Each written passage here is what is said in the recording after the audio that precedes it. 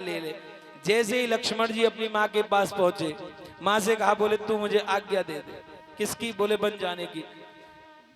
तो पता है क्या कहा है सुमित्रा ने कि तुमरे भाग राम बन जाएं, तुम्हारे ही भाग्य से राम बन जा रहे हैं। लक्ष्मण जी रोने लगे, भगवान के पास आए, भगवान क्या आप मेरी वजह से बन जा रहे हो? अगर आप मेरी वजह से जा रहे हो तो मैं चला जाता हूं। तब राम जी ने कहा बोले सुनो लक्ष्मण कि कोहू न काहू सुख दुख कर दाता, कोहू न काहू सुख दुख कर दाता। कोहू न काहू सुख दुख कर दाता, कोहू न काहू सुख दुख कर दाता। कोहू न काहू सुख दुख कर दाता, कोहू न काहू सुख दुख कर दाता। निज कृत कर्म भोग सब भ्राता, निज कृत कर्म भोग सब भ्राता। कोहू न काहू सुख दुख कर दाता, कोहू न काहू सुख दुख कर दाता। कोहू न काहू सुख दुख कर दाता। भैया लक्ष्मण, कोई किसी को सुख दुख नहीं देता, कोई किसी को सुख दुख नहीं दे सकता। निज कृत कर्म, कोई मेरा ऐसा कर्म है भोग सब भ्राता। भैया उसे तो भी भोगने जा रहा है। सीता जी को पता चला, सीता जी आई, हम भी चलेंगे भगवान आपके साथ। नहीं सीता, तुम माता पिता की सेवा करिए। नहीं भगवान, हम तुम्हारे साथ चलेंगे। बोले स्त्री का यही कर्तव्य होता है। कैसा? धीराज धर्म मित्र और नारी, धीराज धर्म मित्र और नारी राम। धीरज धर्म मित्र और नारी राम। आपद काल परखिए उचारी रामा, आफत काल परखिए चारी रामा। धीरज धर्म मित्र और नारी रामा, धीरज धर्म। मित्र और नारी रामा। बोले स्त्री का यही कर्तव्य होता है, धीरज धर्म मित्र और नारी। आज आप पर विपत्ति पड़ रही है और आप कह रहे हैं कि मैं यहाँ रहूं, ऐसा नहीं हो सकता। मैं भी आपके साथ चलूंगी। देखिए तीनों अपने घर से चले, अवधपुरी को छोड़ा। जब अवधपुरी को छोड़ा, आगे शरयू जी को प्रणाम किया भगवान ने, और जैसे ही अपने अवध की जो सीमा थी, जब वो सीमा समाप्त हुई तो भगवान ने वहां से अपनी जन्म भूमि की रज को लिया, एक कपड़े में बांधा और उसे लेकर चले। आगे निषाद राज ने देखा भगवान आए हैं श्रृंगवेरपुर। अयोध्या से 18 किलोमीटर दूर है केवल श्रृंगवेरपुर। राजा दशरथ ने कहा सुमंत जी से, बोले राम को सरयू से ही वापस ले आ। जैसे ही सुमंत ने कहा बोले राम चलिए अब वापस। बोले देखो चाचा जी, हमें तो अब वन में ही रहना है, हम घर नहीं जा सकते, आप पिताजी को समझाना। आज सुमंत जी ने आकर राजा को बताया और भगवान राम आगे बढ़े। निषाद राज से भेंट हुई। निषाद राज ने, अच्छा निषाद राज जो थे ये भगवान के साथ पढ़े थे, दोनों मित्र थे। भगवान को देख करके निषाद राज रोने लगा। बोले आज तुम्हारी कैसी दुर्दशा है, ऐसी क्या विपत्ति आ पड़ी। भगवान ने सारी बातें बताई। भगवान मेरे घर चलिए, देखो मित्र मैं अभी तुम्हारे घर नहीं जा सकता, अभी मैं मर्यादित हूं, मुझे वन में ही अपना जीवन यापन करना है। वहीं पत्तों के बिछौने बनाए निषाद राज ने और वहीं लेटे। लक्ष्मण जी पहरा देते हैं। उधर एक बार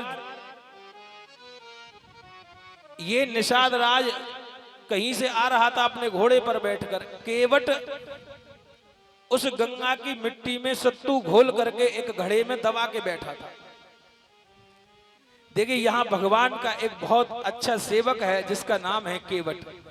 यहां तक की कथा तो हम इसलिए आज कह रहे हैं कि राम कथा का विशेष ज्यादा जोर दिया जा रहा है, लेकिन राम के कथा में केवल हम एक ही पात्र की कथा सुनाते हैं, किसी एक पात्र की।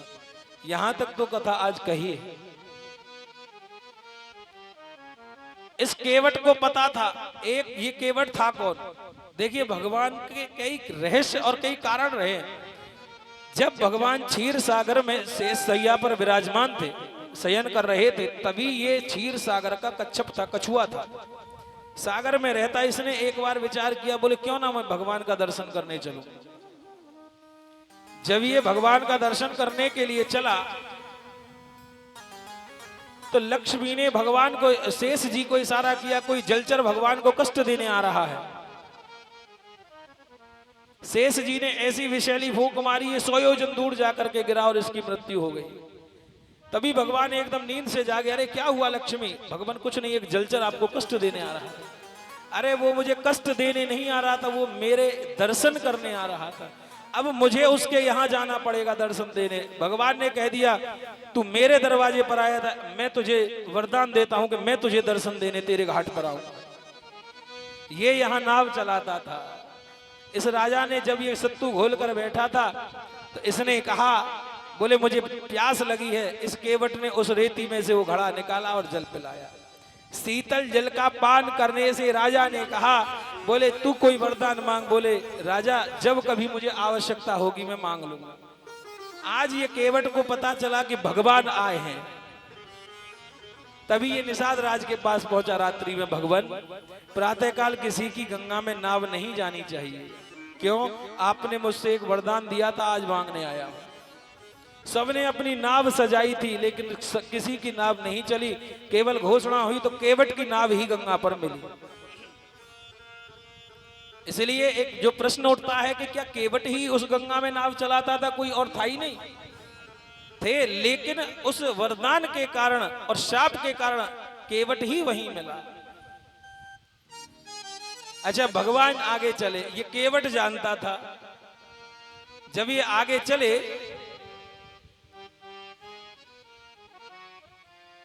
तो केवट पीठ करके बैठा था।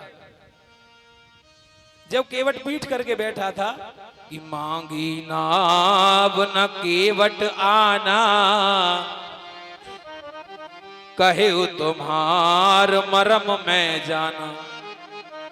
केवट से कहा भगवान ने, भैया तू हमें इस गंगा से पार करा दे। तो केवट ने मांगी नाव न केवट आना, केवट ने सुना ही नहीं। और जब दोबारा कहा तो वो कहा केवट ने कि मैं तुम्हारे इस मरम को भी जानता हूं और बोले उसको भी जानता हूं। ये बात लक्ष्मण जी को समझ में नहीं आई। बोले ये मरम और वो मरम।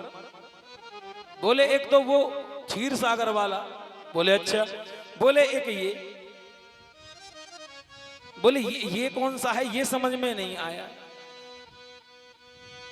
बोले भगवान सुनो कि छुअत सिला भई नारे सुहाई, छुअत सिला भई नारे सुहाई, छुअत सिला भई नारे सुहाई, छुअत सिला भई नारे सुहाई, छुअत सिला भई नारे सुहाई, छुअत सिला भई नारे सुहाई, वाहन तेना काठ काठ नाई। वाहन तेना काठ काठ नाई। वाहन तेना काठ काठ नाई। वाहन तेना काठ काठ नाई। बोले भगवान इस यहाँ का ये रहस्य है कि तुम्हारे पैरों में कोई ऐसा जादू है कि जिसके छूने से एक पत्थर स्त्री बन गया। पाहन तेन काठ कटनाई, और लकड़ी जो होती है वो पत्थर से तो बहुत कोमल होती है, और महाराज स्त्री तो एक ही अच्छी होती है। तुम्हारे पिता के 3 हैं, देखो तुम्हारी कैसी दुर्गति है। केवट भगवान से व्यंग कर रहा है। लक्ष्मण जी ने कहा बोले पिता तक नहीं पहुंचेगा राम जी से। जैसे ही लक्ष्मण जी बोले तो केवट ने कहा बोले ये क्षीर सागर नहीं है, यहां हमारी चलती है। बोले समझाओ राम जी। राम जी ने रोका। अच्छा बोले क्या करेगा? अच्छा सीत ने, इस केवट ने अपनी पत्नी को जाकर बताया। बोले आज राम आ रहे हैं घाट पर। बोले तो केवट से राम जी की भेंट हुई, राम जी से बात कह रहा था। बोले भगवान नाव से तो, नाव में तो बिठा लूंगा, लेकिन आपके चरण धोऊंगा पहले।